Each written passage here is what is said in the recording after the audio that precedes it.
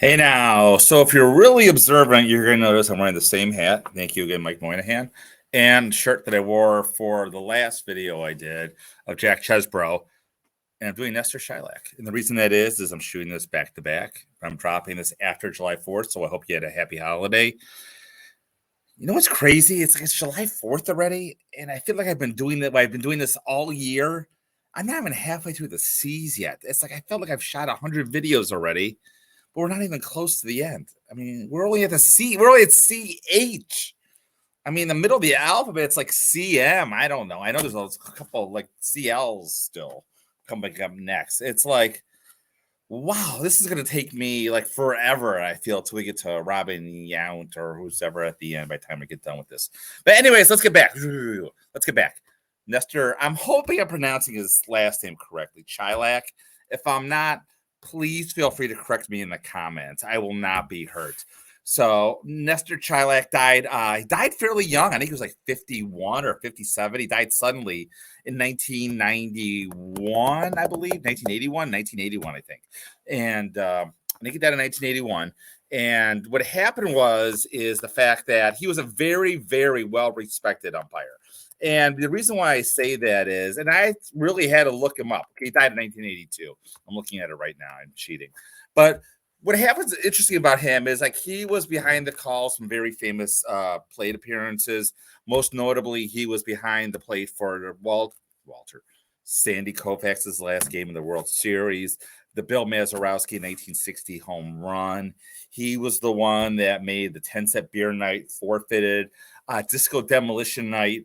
By that time, he was like part of the head of the umpiring supervisors. He wasn't an umpire anymore at that time, but he was the one that made the call because of disco demolition night in the middle of the doubleheader that the field was destroyed and they had to forfeit the game. And he was just very well respected. When he talked, the players listened. He wasn't a very confrontational umpire. It's like people talk about Earl Weaver bragged how he was thrown out so many times, but he never threw out Earl Weaver during his career. So I guess that's good. Anyways, without any further ado, we're going to take a look at the autograph analysis of Nestor Chylak. So hold on here. Let's get going. So this is the one I have in my collection. Apparently, and I've never seen one, there are checks out there of his that are not endorsed, but signed by him. Those go for thousands of dollars. Otherwise, you're looking at a $100 to $200 autograph. Usually not very rare. I really enjoyed this autograph. There's a couple out there of these New York Yankee payroll endorsed checks that were paid to Nestor, and I'm going to not pronounce his last name, where he endorsed the back of that. This is the one I have in my collection. You can see right here, and we'll turn this sideways in a minute here. We'll take a look at his autograph. But again, I just like having endorsed stuff, dated stuff. And you can see based on the endorsements, it was signed August 25th, 1980. So again, this is probably, again, after he retired from being a full-time umpire and was working as part of the Yankees crew. Now, believe it or not, this was an upgrade. My original Nestor Chylak was right here. And again, it's a similar. And after he retired, he went on the speaking circuit. So it's not terribly hard to find programs where there's a multiple people signing it. And Nestor Chylak would be one of them. And usually signed Nestor Chylak Jr., his full name. The one I have that I just showed you before, he didn't sign the junior because that's how the check was paid to him. But again, this was the original autograph I had of his. This is long gone. I remember owning it for quite some time. So if we go to the PSA database of his, we'll get back to this in a second. There's actually not a lot here. And the reason I think it is he's not very highly forged. I think the reason being is, again, he was an umpire. There's not great demands for an umpire. There's one exception for that, which we'll get to in a second. But again, when you look for his autograph, a couple of things you want to look for. He signs almost like to a slant to the left, if you could see that right here. So everything leans to the left when he signs, which is uncommon. Usually it leans to the right. Usually most autographs, he was a very good signer and he would inscribe it for people. So again, so you would see it. It's really cool. When he wrote the word "ant," he wrote it like on a diagonal angle. We'll try and look at those in a minute here. But you want to look for several breaks right here. The first N looks like a V almost. You see that right there? That's very common with here. And again, break after the N, break after this, break, lots of breaks.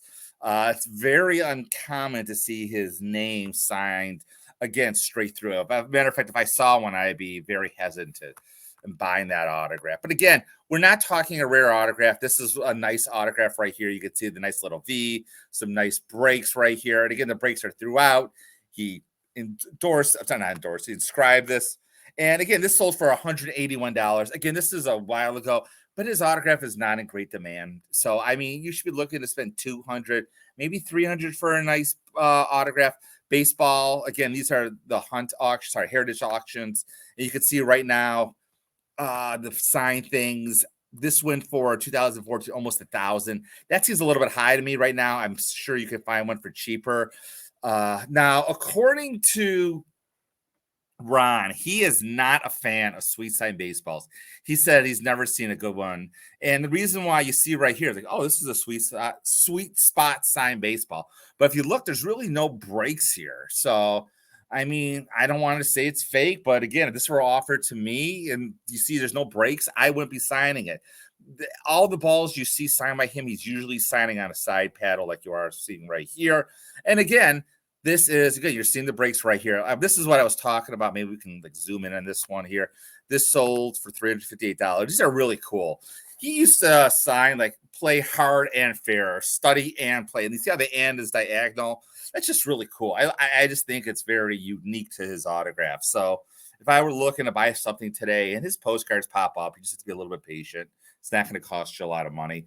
I would look for a cool inscription that has this diagonal and. Again, it's not terribly rare for his autograph to find it. So again, going back here, we're looking at Heritage. Again, this is another check that probably came out of the same collection that I have.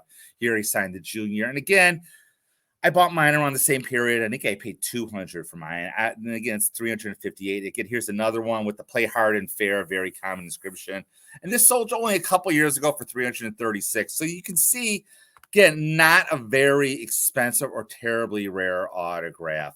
I mean, if I go to Robert Edwards, there's one autograph here that's more expensive. And that's because he was in the 1955 top set. I don't know if I can zoom this in. I can't right now. So just be careful. People still forge this card. I'm sorry, not the 55 tops, the Bowman set with the umpires. And I think Cal Hubbard was in this set also. There's a couple of Hall of Fame umpires. So again, this has nice breaks. I know it's a little bit from a distance, but I'm pretty sure this is good. So, I mean, you can see it sells for almost double what a normal flat would sign for. And again, people were getting this sign, not terribly rare, but not terribly easy either for that matter. Now, here's an autograph I pulled up. The only reason why I pulled this up and because I just am not a fan of this. It maybe was a rush signature, but usually he signs on a very even plane, and this bounces all over, very little breaks. I mean, yeah, the end has a break, but you can see it's just maybe it's good. I mean, I know it's in a PSA holder, and no one's really faking him, but I don't like this autograph at all personally. Personally, I would not buy this, even though it's in a PSA holder. Again, it's sold on Iconic for $120, very cheap.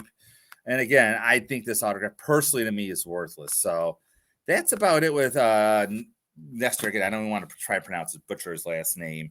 We're going to move on to we just talked about Jack Chesbrough. We're going to talk about one of his teammates next, who also played the 1901 World Series, but much easier to acquire, and that's Fred Clark. So we'll get to him next, but until then, as always, keep collecting.